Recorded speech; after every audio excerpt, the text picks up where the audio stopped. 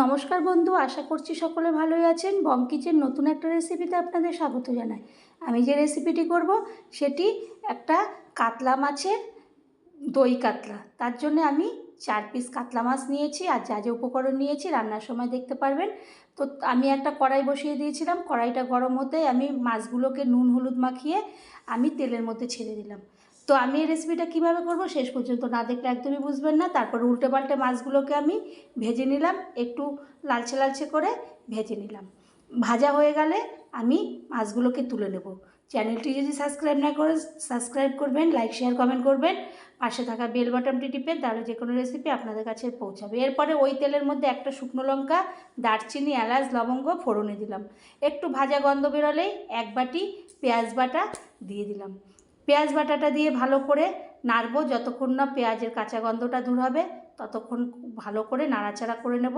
যখন পেঁয়াজের থেকে পেঁয়াজ আলাদা হয়ে একটু তেল ছাড়বে তখন ওর মধ্যে দিয়ে দেব আদা, রসুন, কাঁচা লঙ্কা বাটা। আমি এগুলো আগের থেকেই বেটে রেখেছিলাম কাজের সুবিধার্থে। তো তারপরে আমি ভালো করে কষাতে থাকবো। যখন ওটার থেকেও তেল ছাড়তে শুরু করবে তখন আমি কাজু বাদাম বাটা দিয়ে দিলাম 1 বাটি। দিয়ে আবারও বাদামটার সঙ্গে ভালো করে ওই মশলাগুলো যখন একটু তেল ছাড়বে তখন আমি দিয়ে দিলাম হলুদের গুঁড়ো, লঙ্কার গুঁড়ো আর লবণ। দিয়ে ভালো করে কষিয়ে নিয়ে দুটো দিয়ে দেব আমি কাঁচা আর পাকা কাঁচা লঙ্কা। তারপরে দিয়ে দেব 1 বাটি টক দই ফেটানো।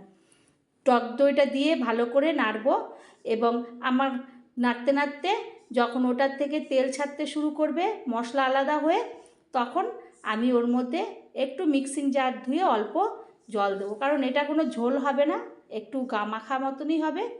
তো তারপরে দিয়ে যখন টকবক করে ফুটে উঠবে তখন আমি মাছগুলোকে দিয়ে দেব। তো অল্প সময় এই অল্প উপকরণে একটা দই কাতলা একবার হলেও বানাবেন। এটা আপনারা রুটি, পরোটা, পোলাও, ফ্রাইড রাইস, ভাত যে কোনো কিছু দিয়েই খেতে পারবেন। তো তারপরে উল্টে পাল্টে মাছগুলোকে সমস্ত মশলার সঙ্গে মিশিয়ে আমি উল্টে পাল্টে দেবো। এরপরে যখন মাছটা হয়ে যাবে আমি তখন তুলে একটা বাটির মধ্যে তুলে নেব। তো বন্ধুরা, আমার এই দই কাতলাটা যদি আপনাদের ভালো লেগে থাকে তো একবার হলেও বাড়িতে করবেন। আর একবার যদি এইভাবে করেন বাড়ির সকলে আপনার কাছে বারবার করে খেতে চাইবে, আর আপনিও করে তাদের খাওয়াতে আনন্দ পাবেন। তো তারপরে আমি বাটির মধ্যে তুলে নিলাম।